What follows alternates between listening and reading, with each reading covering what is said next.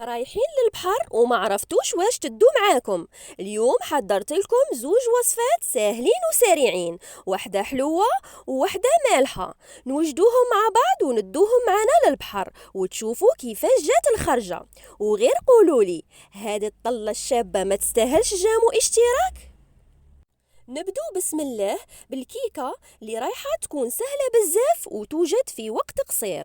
ولهاد الكيكة نحتاج زوج بيض، رشة ملح، وكأس إلا ربع سكر عادي. وراح نخلط مليح غير بالفوي، وتصدقوا باللي غير بالفوي وراح تجي خفيفة كي الريشة.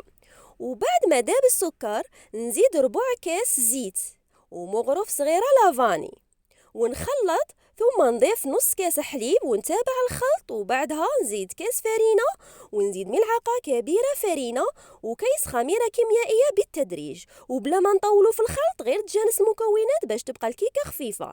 نفرغ الخليط في القالب دائري قطره 25 سنتيمتر اللي كنت دهنته بالزبدة، ونخبطها على السطح باش تجي الكيكه مستويه كي طيب. بعد ما طابت دهنت الوجه بالعسل وزينتها بالكوكاو ومطحون وحلوى فيغميسيل، وبعد غلفتها باش تكون سهله في النقل وما تفسدش في الطريق.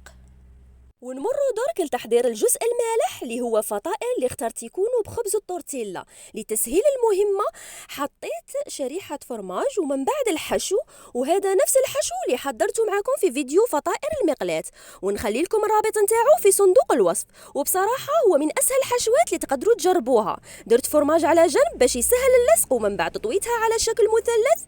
نكمل الفطائر وندهنهم بكريمة سائلة اللي كنت زدت لها نص ملعقة صغيرة عكري باش يعطينا لون شباب، ودرت فرماج رابي ثم دخلتها الفرن لمدة 10 دقائق.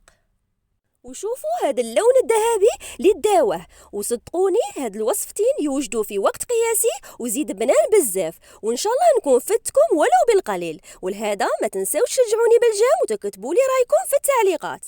وبعد ما غلفتهم نوجدوا السله تاعنا للخرجه وننطلقوا. وهنا وجهتنا البحر وبالتحديد حديقة الألعاب المائية طوبوغو. وهنا اديت لكم لقطات من طريق. سبحان الله الذي سخر لنا هذا وما كنا له مقرنين. وصلنا أخيرا، وكان لازم طبعا نستغلوا النهار ونستمتعوا بالألعاب. وبصراحة المكان كان شباب بزاف. وإلا وصلتوا حتى لهنا ما تنساونيش بالجام والاشتراك. بصح سمحوا لي ما قدرتش نصور لكم كل شيء خاطر كانوا الناس بزاف، فصورت لكم غير شوية لقطات باش نشارك معاكم الأجواء.